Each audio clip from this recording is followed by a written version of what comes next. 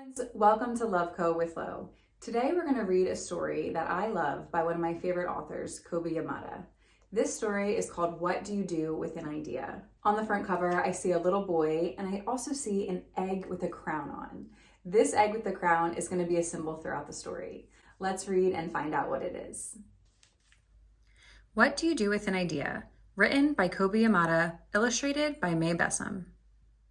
One day I had an idea. Where did it come from? Why is it here? I wondered. What do you do with an idea? At first, I didn't think much of it. It seemed kind of strange and fragile. I didn't know what to do with it, so I just walked away from it.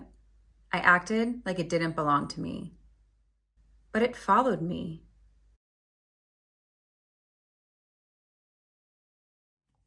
So here we see that this egg represents the boy's idea. And we see him walking away from it, not knowing what to do with his idea, but his idea is following him. Can you think about a time you had an idea for something and you couldn't stop thinking about it, but maybe you didn't know what to do with it? Chat about it with your friends or family, and you can write about it or draw a picture. I worried what others would think. What would people say about my idea? I kept it to myself. I hid it away and didn't talk about it. I tried to act like everything was the same as it was before my idea showed up. But there was something magical about my idea. I had to admit, I felt better and happier when it was around. It wanted food, it wanted to play. Actually, it wanted a lot of attention. Something I love about this book is the illustrations. Here I see his idea has grown, so it's getting a lot bigger than it was when it first started. I also noticed that wherever the idea is, there's color seeping into the illustrations. It grew bigger and we became friends. I showed it to other people even though I was afraid of what they would say. I was afraid that if people saw it, they would laugh at it. I was afraid they would think it was silly. And many of them did. They said it was no good. They said it was too weird. They said it was a waste of time and that it would never become anything. And at first, I believed them. I actually thought about giving up on my idea. I almost listened to them. Sometimes when we have an idea for something, other people aren't going to understand it.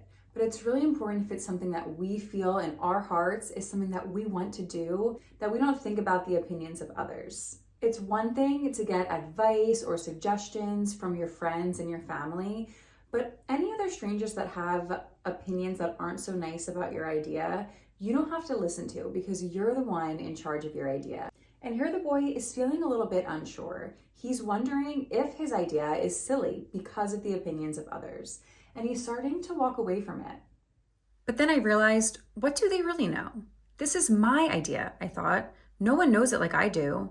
And it's okay if it's different and weird and maybe a little crazy. I decided to protect it, to care for it. I fed it good food, I worked with it, I played with it, but most of all, I gave it my attention. Aha! Here the boy has an aha moment. An aha moment in literature is when a character finally figures out or realizes something. Here the boy realizes that no one else has to understand his idea. They can think it's silly or funny, but to him it's special and he wants to give it time and love and attention. And that's exactly what he does. My idea grew, and so did my love for it. I built it a new house, one with an open roof where it could look up at the stars, a place where it could be safe to dream. I liked being with my idea. It made me feel more alive, like I could do anything. It encouraged me to think big, and then to think bigger. It shared its secrets with me. It showed me how to walk on my hands, because, it said, it is good to have the ability to see things differently. Here, the idea tells the boy that it's good to be able to see things differently and teaches him how to stand on his hands. This here reminds me of the word perspective. Perspective is the way you see something. You and someone else can be looking at the exact same thing and have a completely different perspective on what you're seeing. Everyone has their own mind, their own life, and their own experiences that cause us to see things very differently. It's good that humans have different perspectives on things because it's what makes us unique. And a lot of times our perspective leads us to follow our passions and our purpose in the world. Can you think about a time that you saw something differently than someone else or had a different perspective? I couldn't imagine my life without it. Then one day, something amazing happened. My idea changed right before my very eyes. It spread its wings, took flight, and burst into the sky. Here I noticed in the illustration that color has filled the page. His idea spread its wings, took flight, and burst into the sky. Now his idea is everywhere. His hard work finally paid off. I don't know how to describe it, but it went from being here to being everywhere. It wasn't just a part of me anymore. It was now a part of everything.